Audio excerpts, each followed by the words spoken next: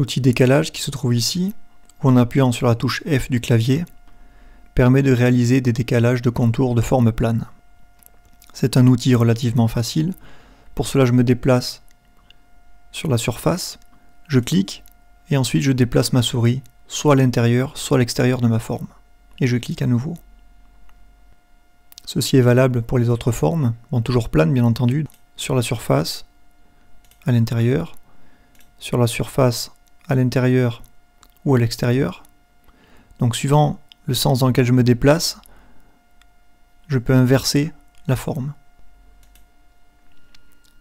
Sur les volumes aussi, sur toutes ces faces. Sur les cylindres, uniquement sur la face plane. Ici, donc on voit que c'est impossible. Sur les formes libres, c'est le même principe. À l'intérieur ou à l'extérieur. Pour les polygones, il en est de même. Je peux maintenant prendre l'outil pousser-tirer et soulever le contour.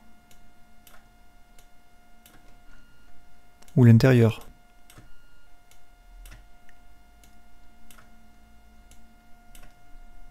Donc c'est intéressant cet outil pour recréer donc, des maisons, des piscines, etc. Donc je reviens en arrière pour vous montrer d'autres exemples. Donc faire attention toutefois, si je sélectionne avant de prendre l'outil décalage comme c'est le cas ici, je réalise donc bien le décalage de mon carré. Si je souhaite me déplacer sur le cercle pour faire mon décalage de cercle, quand je vais cliquer, je vais encore décaler mon rectangle. Pourquoi? Parce que tout simplement, il est resté sélectionné. Donc ne pas oublier de cliquer n'importe où. Il faut qu'il n'y ait aucune surface de sélectionner. Ensuite, je prends l'outil décalage et je réalise mes décalages. J'annule encore une fois. Il est possible aussi de faire des décalages avec des valeurs précises. Donc je prends toujours l'outil décalage, je clique sur ma surface, soit à l'intérieur, soit à l'extérieur, et je clique. En bas de l'écran, vous voyez qu'il y a écrit 14,6. Donc si je souhaite décaler de 20, je tape 20 au clavier et j'appuie sur Entrée. Il faut toutefois faire attention. Si je crée mon décalage ici, il ne faut surtout pas que je bouge la souris.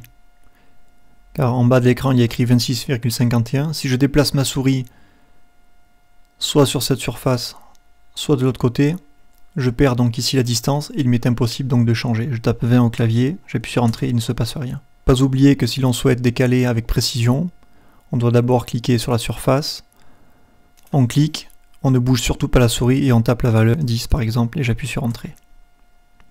SketchUp garde en mémoire la valeur de 10. Si je me déplace sur le polygone que je double-clique, il me fait à nouveau une copie de 10. Je peux ainsi donc répéter mon décalage sur toutes les faces.